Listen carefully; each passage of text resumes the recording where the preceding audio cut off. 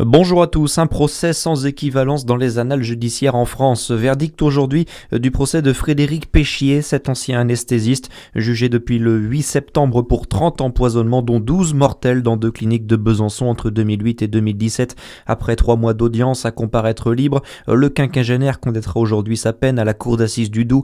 Un procès qui revêt un caractère exceptionnel, Lina Sidi Moussa. Oui, exceptionnel d'abord par le nombre de personnes constituées partie civile, 156, représentant aussi les 12 patients décédés, un taux 6 fois supérieur à la moyenne nationale. Les plaignants accusent Frédéric Péchier d'empoisonnement volontaire en contaminant lors d'interventions médicales les poches de perfusion avec différentes substances comme du potassium. Le but, provoquer des arrêts cardiaques sur des patients de 4 à 89 ans pour ensuite tenter de les réanimer.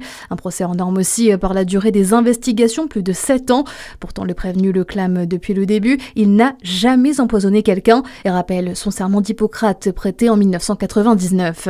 La semaine dernière, les avocats généraux ont requis à l'encontre de Frédéric Péchier la réclusion criminelle à perpétuité, la peine maximale, avec interdiction définitive d'exercer la médecine. Lundi, la défense a plaidé l'acquittement. Dans le Jura, la crise politique de la commune de Montfleur a atteint un point de non-retour. Le maire ainsi que plusieurs élus ont présenté leur démission vendredi dernier.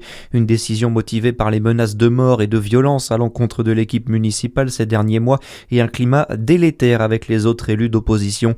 Le maire démissionnaire mais toujours en fonction s'est rendu en préfecture hier pour demander à l'État de prendre le relais à 3 mois des élections municipales. Elle est soupçonnée d'avoir aidé les 2 détenus à s'évader de la maison d'arrêt de Dijon le 27 novembre dernier.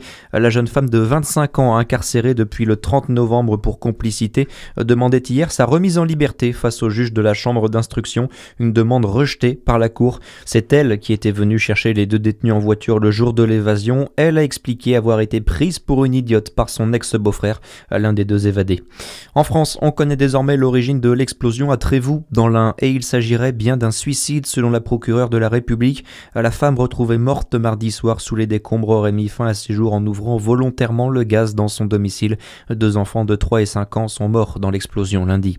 Les agriculteurs vont debout contre l'accord du Mercosur, le traité de libre-échange qui doit être validé aujourd'hui par les 27 réunis pour le sommet européen à Bruxelles. Emmanuel Macron a prévenu hier que la France s'opposerait de manière très ferme s'il y avait une volonté de passage en force. L'Italie de son côté demande également un report. Enfin, un mot de vélo, la Bourgogne sera à l'honneur sur le Paris-Nice 2026. Le parcours de l'édition a été dévoilé hier.